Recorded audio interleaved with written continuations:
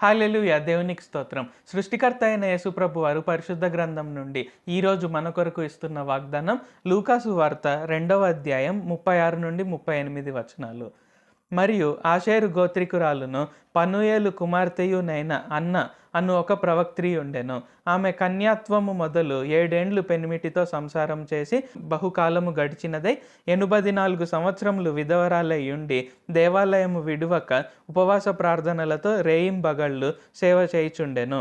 ఆమె కూడా ఆ గడియలోనే లోపలికి వచ్చి దేవుని కొనియాడి యెరూషలేములో విమోచన కొరకు కనిపెట్టుచున్న వారందరితో ఆయనను గూర్చి మాటలాడుచుండెను.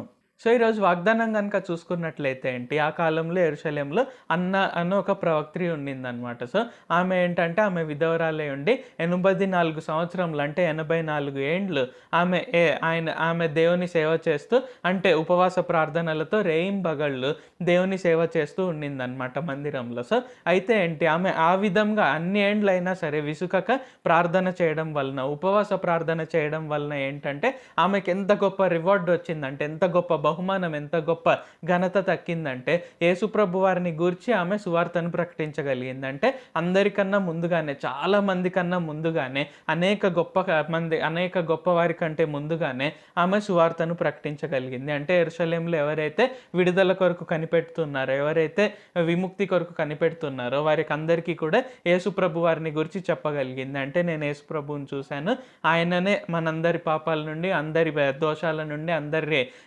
వ్యసనాల నుండి ఆయన విమోచన కలుగజేస్తారు, విడుదల కలుగజేస్తారు అని యేసుప్రభు వారిని గురించి ప్రకటించగలిగింది. సో, ఆ విధంగా ఏంటి, మనం ఒక్కొక్కసారి ఫీల్ అవుతుంటాం. సో, నేను ఉపవాస ప్రార్థన చేస్తున్నాను, నేను మందిరానికి వెళ్తున్నాను, ప్రతిరోజు నేను బైబిల్ చదువుతాను, పరిశుద్ధ గ్రంథాన్ని చదువుతాను, ప్రతిరోజు ప్రార్థన చేస్తాను. సో, ఇన్ని చేస్తున్నా సరే యేసుప్రభు వారు నా మొర వినట్లేదు, నాకు ఎటువంటి బహుమానం దక్కలేదు, ఎటువంటి ఆశీర్వాదము దక్కలేదు, నాకు ఎప్పటి నుండో కష్టాలు బాధలే ఉన్నాయి తప్ప నాకు ఏ రకంగా కూడా సంతోషం లేదు అని మనలో కొంతమంది బాధపడుతుండవచ్చు. అయితే యేసుప్రభు వారు ఏం చెప్తున్నారంటే, మీరు చేసింది ఏది కూడా వృధాగా పోదు.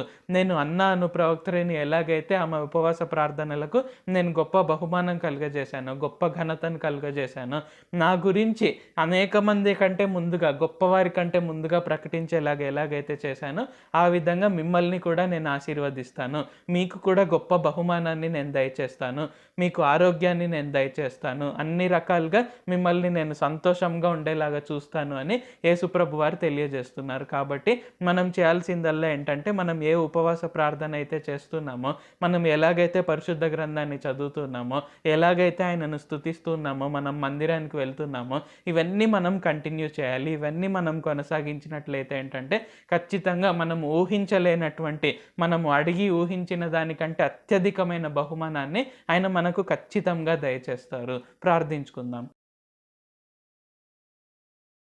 ప్రభువా, దేవా, సర్వాధికారి, మాకు ఇంకొకసారి ప్రార్థించుకునేందుకు అవకాశం ఇచ్చినందుకు వందనాలు తండ్రి. మీరు మా కొరకే చేసిన ప్రతి ఒక్క మేలుని బట్టి మీకు వందనాలు, స్తుతులు, స్తోత్రాలు తండ్రి. ఈరోజు వాగ్దానంని బట్టి వందనాలు తండ్రి.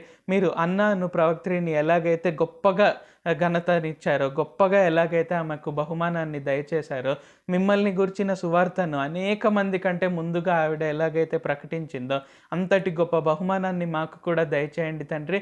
మేము ఈ 40 రోజులు ఉపవాస ప్రార్థన చేస్తుండగా, అలాగే మేము ప్రతిరోజు పరిశుద్ధ గ్రంథం చదువుతూ, ప్రార్థన చేస్తూ, మిమ్మల్ని స్తుతిస్తూ, మందిరానికి వెళ్తూ, మీకు దశంభాగాలు, కానుకలు అర్పించుకుంటూ, మిమ్మల్ని గూర్చిన సువార్తను అనేక మందికి ప్రకటిస్తూ, మేము ఇలాంటి పనులన్నీ చేస్తుండగా మేము ఇంకా వీటిని కొనసాగించుటకు మాకు మీ శక్తి సామర్థ్యాలనిచ్చి సహాయం చేయండి.